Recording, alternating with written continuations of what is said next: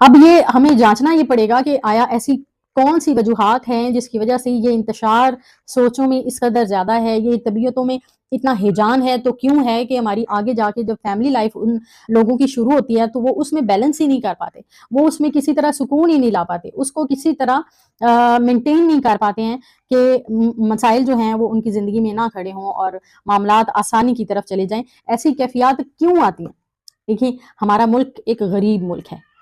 پاکستان ایک بے حد اس وقت تو پاکستان کی حالت ہی کوئی نہیں، حالت زار کا تو اندازہ ہی کوئی نہیں ہے کہ کس حد تک بگڑ چکی ہے، لیکن اوورآل جو پاکستان، اس سے پہلے بھی پاکستان ایک غریب ملک ہی تھا، اور ایک غریب ملک میں ہمارے ہاں گلیمر بہت زیادہ ہے۔ گلیمر یعنی ہمارے ہاں شوشہ جو ہے ڈراموں میں بہت زیادہ دکھائی جاتی ہے، اور ڈرامے ہماری کچی عمر کے بچے جب دیکھتے ہیں کہ ایک امیر لڑکا ہے، ایک امیر لڑکی ہے، بڑی بڑی گاڑیاں ہیں، بڑی بڑی کوٹھیاں ہیں ان کے پاس، بہت پیسے ہیں، شاپنگ ہو رہی ہے، کارڈ سے پیمنٹ ہو رہی ہے، اور شاپنگ بھی اوپن ہو رہی ہے مہنگے مہنگے برانڈ سے، تو وہ گلیمر جو ہے وہ ان کے ذہنوں پر اثر ڈال رہا ہوتا ہے، وہ اس میں آئیڈیلائز کر رہے ہوتے ہیں خود کو، وہ اپنی تخیلاتی سطح پر اس زندگی میں جی رہے ہوتے ہیں۔ اس وجہ سے ایسا ہوتا ہے کہ ان کی طبیعتوں میں جب وہ حقیقی زندگی کو دیکھتے ہیں نظر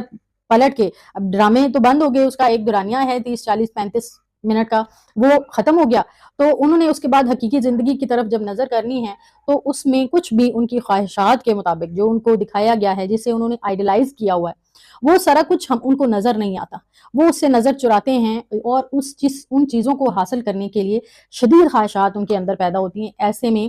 مرد و زن دونوں کی میں بات کروں گی کہ خواتین جو ہیں اکثر اخلاقی جرائم کا شکار ہو جاتی ہیں، اور وہاں سے وہ ارننگ حاصل کرنے کی کوشش کرتی ہیں، اور مرد حضرات جو ہیں وہ کبھی چوری کر لی، کبھی ڈکیتی کر لی، زنا کر لیا، کچھ اور کر لیا، اسی طرح کا موبائل چھین لیا، اس طرح کے معاملات جو ہیں وہ اپنا لیتے ہیں، اور ان کی زندگیاں تباہ و برباد ہوتی چلی جاتی ہیں۔ آگے پھر یا پھر پڑھیں گے نہیں،